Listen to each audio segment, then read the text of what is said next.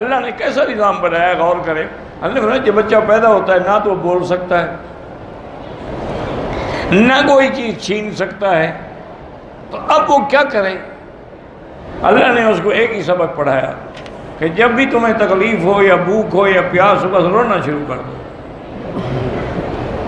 ادھر بچے نے رونا شروع کیا، جناب سارے گھر والے دوڑ رہے ہیں، ماں آ رہی ہے، بہنیں آ رہی ہیں، سب کیا ہو گیا کیا ہو گیا، دودھ پلا رہے ہیں، پھر جو اچھا پیٹ میں اس کو درد ہوگا، مالش کر رہے ہیں، اس سے نہیں ٹھیک ہوتا، فوراً ڈاکٹر کے پاس بھاگ رہے ہیں۔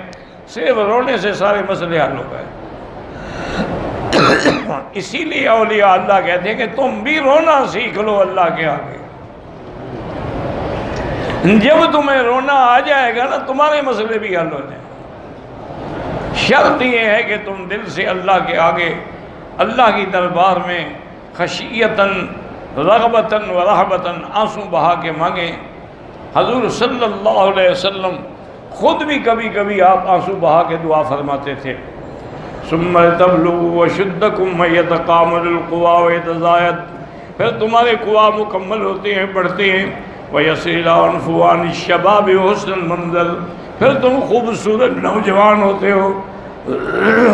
ومنکم من یتوفی فی حال شبابہ، تم میں سے کوئی جوانی میں مر جاتا ہے۔ ومنکم من یرد الی ارذل العمر، اور بعض جو ہیں ان کو ہم بڑھاپے کی طرف لوٹاتے ہیں۔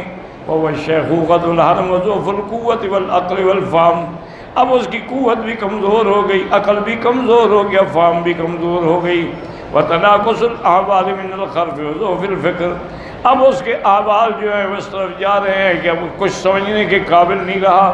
اس لیے اللہ فرماتے ہیں کہ لا یعلم من بعد علم شیئا، پہلے اللہ نے تمہیں کتنا علم دیا تھا، اب کچھ نہیں جانتا۔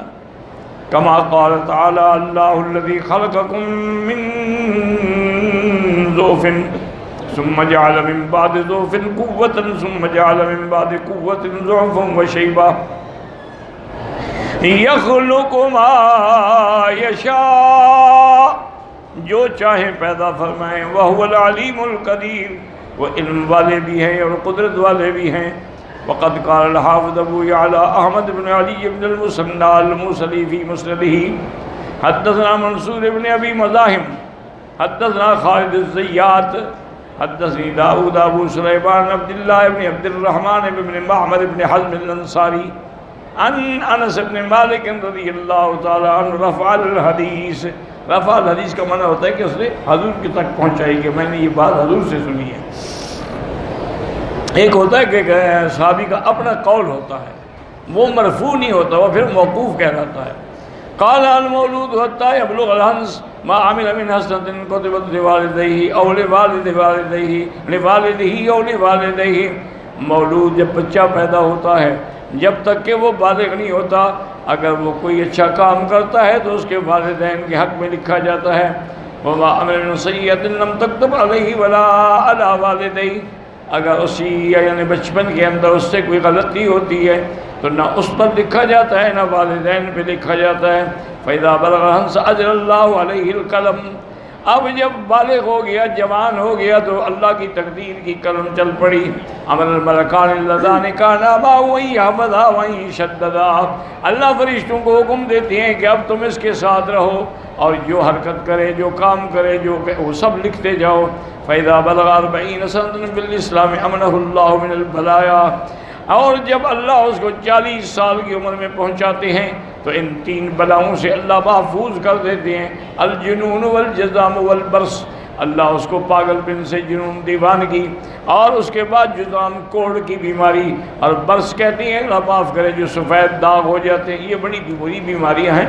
حضور نے پناہ مانگی ہے کہ اللہم انا نعوذ بک عن البرس والجنون والجزام وعن سیء الاسقام، او کما قال النبی صلی اللہ علیہ وسلم فَإِذَا بَلَغَ 50، جب 50 سال کا ہوتا ہے خفف اللہ حسابہ، فَإِذَا بَلَغَ 60 رَزَقَهُ اللَّهُ الْإِنَابَةَ إِلَيْهِ مَا يُحِبُّ، جب 60 سال میں ہوتا ہے تو اب اس کا رجوع اللہ تعالیٰ کی طرف ہو جاتا ہے۔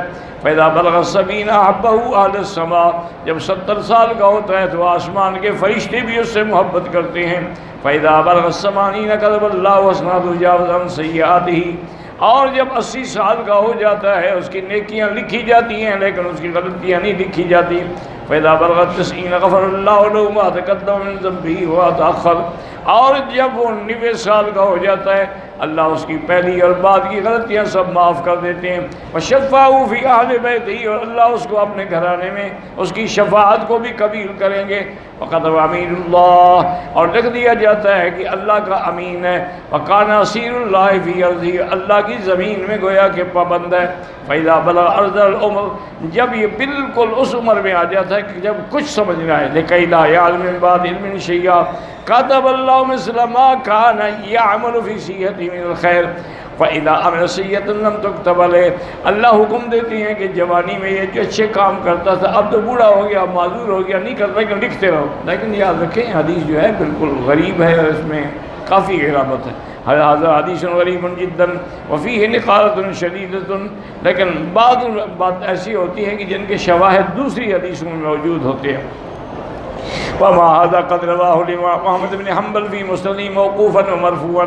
کہتے ہیں باوجود اس کے کہ اس میں غرابت ہے لیکن امام محمد بن حنبل نے اس کو موقوف بھی نقل کیا ہے مرفوع بھی نقل کیا ہے. فقال حدثنا ابو النضر قال حدثنا الفرج قال حدثنا محمد بن عامر عن محمد بن عبد الله العامري عن عمرو بن جعفر قال اذا بلغ الرجل المسلم 40 سنة امنه الله من انواع البلايا من الجنون والبرص والجذام. فاذا بلغ 50 لين الله حسابه. اس کا حساب نرم کر دیا جاتا ہے. فاذا بلغ 60 رزقه الله انابة يحب الله عليها. فاذا بلغ 70 احبه الله وارسما. واذا بلغ 80 تقبل الله حسناته وعنه سيئاته. فاذا بلغ 90 غفر الله له ما تقدم من ذنبه وما تأخر. وسمي أسير الله في أرضه وشفع في أهله. ثم قال حدثنا الشام قال حدثنا الفرج قال حدثني محمد بن عبد الله العامري عن محمد بن عبد الله بن عمرو بن عثمان عن عبد الله بن عمر الخطاب النبي صلى الله عليه وسلم. والله أعلم.